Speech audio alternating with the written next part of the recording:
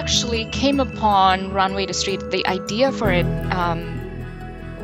was because of the experiences that I was having, or rather, the broken experiences that I was having in terms of being able to find these brands that I found during my travels. I couldn't actually shop from these brands. And so it was a very personal problem initially. And then, when friends and family and colleagues wanted to buy these products, it wasn't as simple as, here's a link, you can go buy from this brand. And then I started thinking about the magnitude of this and why is this a problem? Because what I was seeing on the retail side, on the advertising side, I spent a lot of time studying retail brands and really how they advertise and how they acquire customers and customer purchase behavior. And I was noticing that the future is really the customer is buying online. If anything, that trend is just going to keep going up.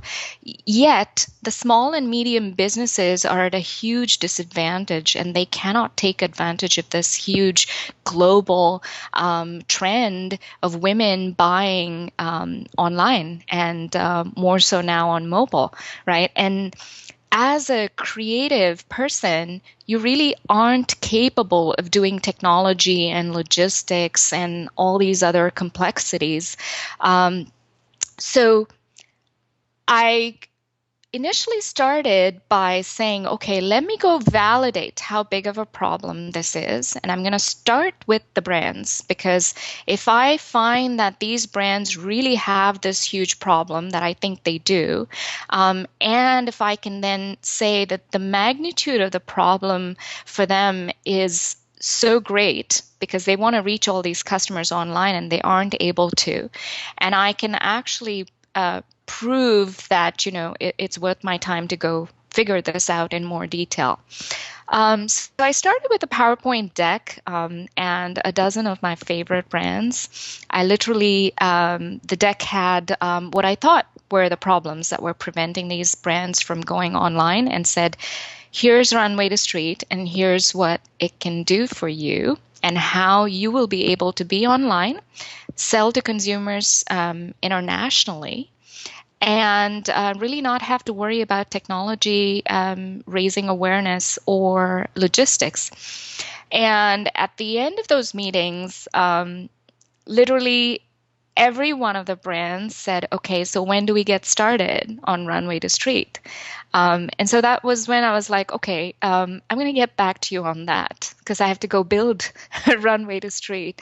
And so it was really great way to kind of say that, okay, yes, this is a problem, and it is a significant problem.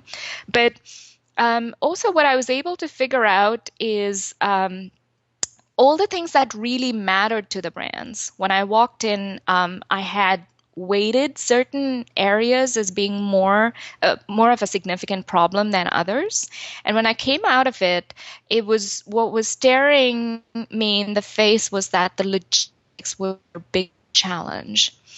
So that helped me actually hone the product and kind of go say that it's not just about providing them a marketplace. It's not just about raising awareness and making it beautiful and being able to attract consumers, but it's really being able to fulfill an order that comes in from a different country, which they aren't capable of doing, because it's the not so sexy things behind the scenes that's really killing them.